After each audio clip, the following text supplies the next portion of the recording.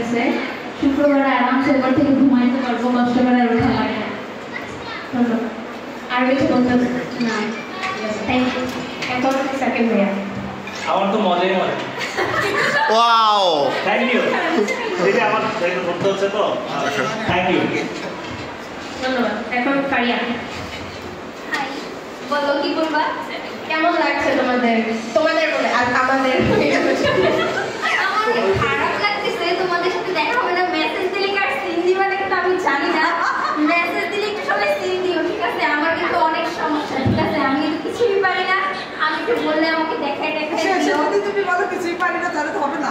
না, আমি কিছুই পারি না, আমাকে হেল্প করা লাগবে সবার। যেমন আমাকে হেল্প করে আমার আন্টি অনেক হেল্প করে, রাসেল ভাই অনেক বেশি হেল্প করছে এতদিন। তারপরে স্টাডি আপু, ওনার সাথে এমন সময় গেছে যে 2 ঘন্টা কলে ভিডিও করেছিলাম, উনি অনেক হেল্প করছে। তোমাকে কল দিয়ে তোমাকে মেসেজ দিয়ে পাওয়া যায় না, কল দিয়ে হ্যাঁ, তো সবাইকে অনেক মিস করবো, কিন্তু অনেক ভালো গেছে। এই আর অসংখ্য ধন্যবাদ ফারিয়াকে। এখন আমরা নুসরাত আপুর কাছে যাচ্ছি। উনি ক্লাসের টপার। আমার এই জার্নিটা খুবই ভালো লাগছে। আমার গ্রুপের সবাই খুব হেল্প করছে। বিশেষভাবে আমি ধন্যবাদ জানাতে চাইতেছি রাসেল ভাইয়া এবং সাদিয়া আপু। মানে এই দুইজনের কাছে আমি অনেক কৃতজ্ঞ। তারা আমার অলওয়েজ, মানে আমি যখনই বলতেছি তারা আমাকে যে কোনো উপায় হেল্প করছে। তাদেরকে আমি বিশেষভাবে ধন্যবাদ জানাই। আপনার ভবিষ্যৎ পরিকল্পনা কি? আপনার জানানো বলবো না।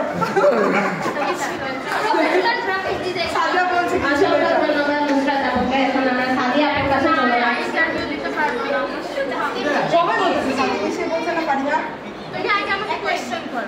হ্যাঁ, আজকে আপনার কেমন লাগছে? আচ্ছা, আপুর বলার মধ্যে এখন নাইমা আপু বলবে। নাইমা আপু বলবে আপুর কেমন লাগছে আজকে, আর আপু কেন এত সুন্দর করে সেজেছে। প্রথমত আমি সাজতে অনেক ভালোবাসি, সেটা যে কোনো প্রোগ্রামই হোক আমি প্রচুর সাজি, বিশেষ করে আই লাভ লিপস্টিক। হ্যাঁ, আর আমার প্রোগ্রামে অনেক ভালো লাগতেছে। আমি সবাইকে মিস করব, বিশেষ করে মিস করব আমার পার্টনার রাসেল ভাইয়াকে। Oh my God! এখন আমরা চলে যাচ্ছি বর্ষার বাবা। কি বলবো আমি?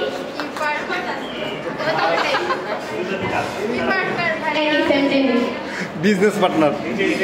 আমার প্রায় 3 বছর ধরে এখানে 3 বছর ধরে এখানে ক্লাস করার ইচ্ছা, মানে কোর্স করার ইচ্ছা প্রফেশনাল গ্রাফিক ডিজাইনার হিসাবে।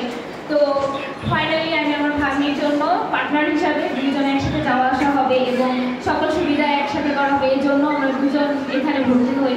তো হওয়ার পরে আমাদের দুজনের ইচ্ছা ছিল যে একটা জব পাওয়ার ইচ্ছা। এতটুকু একটা ভালো কোম্পানিতে জব করতে কিছু বলার নেই। থ্যাংক ইউ বর্ষা। এখন আমরা চলে যাবো আমাদের ক্লাসের টপার রাতুল ভাইয়ার কাছে। রাতুল ভাইয়া, আপনাকে হচ্ছে দর্শক। রাতুল ভাই, মাথা ঠান্ডা করে এসেছেন? আপনার কেমন লাগছে আজকে এই অনুষ্ঠানে? আপনার এই পথ চলাটা কেমন কাটলো? আমার এই 6 মাসের জার্নিটা অনেক মানে আজকে আসলে আমার কাছে অনেক কষ্টের বিষয়। সবাই একসাথে অনেকদিন মানে থাকছি, মানে কাজ করছি, অনেক আনন্দ সব কিছুতেই আসলে ছিল এর মধ্যে। কিন্তু আসলে আজকের দিনটা আমার কাছে আসলে কষ্টের বিষয়। মানে আর কারোর সাথে দেখা হবে না কোনো সময়, হয়তো অনেকদিন পর সবাই আসলে সবার কাছে ব্যস্ত থাকবে। এই জন্য আসলে বাস্তবতা জীবনটাই এরকম, মানে আসলে অনেক কঠিন সবার জীবনেই, হোক ছেলে হোক মেয়ে। আসলে জীবন ছেলে হলে আসলে বিশেষ করে মেয়েদের চাইতে বেশি কষ্টের, ছেলেরা অনেক বেশি কাজ করে, মানে সারা জীবন কাজ করে খেতে হয়। মানে হোক সেটা মানে আরামের কাজ, হোক সেটা কষ্টের কাজ। এটাই মানে আসলে আমার আর কোনো কিছু বলার নেই। সবাইকে থ্যাংক ইউ সো মাচ। আর আমার জন্য সবাই সবার জন্য ভালোবাসা রইল। আসসালামু আলাইকুম। অসংখ্য ধন্যবাদ রাতুল ভাইয়া। আমরা চলে যাচ্ছি ইমরান ভাইয়ার কাছে। ইমরান ভাইয়া আজকে আমাদের সাথে ইমরান ভাবিকেও নিয়ে এসেছেন। আমরা ওনার কাছ থেকে শুনবো।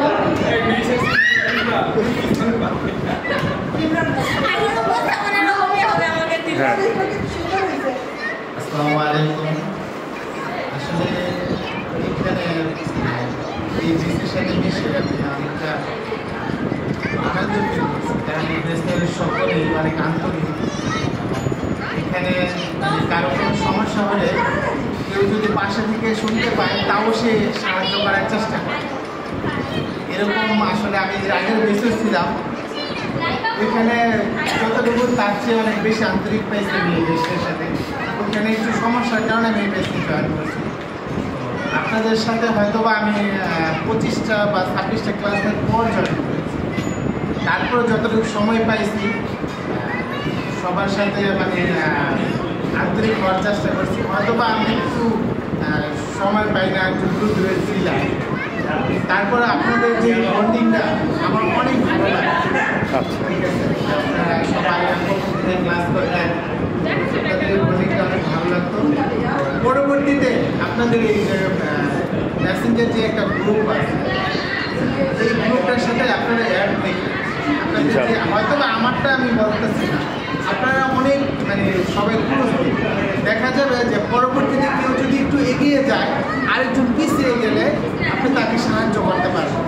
বিষয়টা হচ্ছে এরকম যে আমরা একটা ছোট পরিবারের মতো, আমাদের যার যার পরিবার আছে, কিন্তু আমাদের এটাও একটা পরিবারের মতো। প্রায় 6 মাসের মতো আমরা এখানে ক্লাস করছি। তদুপরি আপনাদের সকলের কাছে আমার একটা অনুরোধ, আপনারা যাতে কমিউনিকেশনটা কন্টিনিউ করে রাখেন। সবাইকে ধন্যবাদ। আসসালামু আলাইকুম। ওয়ালাইকুম আসসালাম।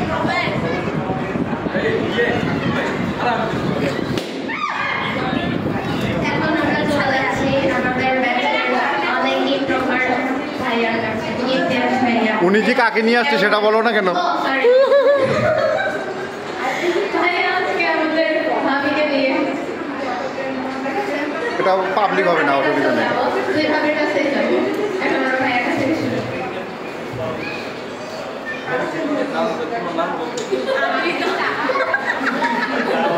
ধন্যবাদ আদিত্য তোমাকে। প্রফেশনাল গ্রাফিক ডিজাইন ক্রিয়েটিভ আইটিতে আমরা সকলে একত্রিত হয়েছি। এই 6 মাসে যতটা মোটেই ভালো ছিল তা না, আবার মোটেই যে খারাপ ছিল তাও না। সকলের সহযোগিতা মিলে আমরা সর্বোপরি গ্রাফিক ডিজাইন করতে পেরেছি। পাশাপাশি আমাদের যে মেন্টর ছিলেন এমডি হাফিজুর রহমান স্যার, অত্যন্ত সুকৌশলীভাবে পাশাপাশি তার করানোর যে কৌশলতা আমাদের সকলকে আনন্দিত করেছে। পাশাপাশি আমরা যে তার থেকে 6 মাস পরে আমাদের যে অবস্থানের পরিবর্তন, সেটা আসলে একমাত্র হাফিজুর স্যারের মাধ্যমেই করা সম্ভব হয়েছে। দিন শেষে একটা বিষয় যে সকলকে ছেড়ে যাওয়ার যে বেদনা, এটা আমাদেরকে চিরজীবন আমি মনে করি মনে রাখবে। কারণ বিভিন্ন সমস্যায় বিভিন্ন কাজের ক্ষেত্রে সকলের সহযোগিতাই প্রয়োজন।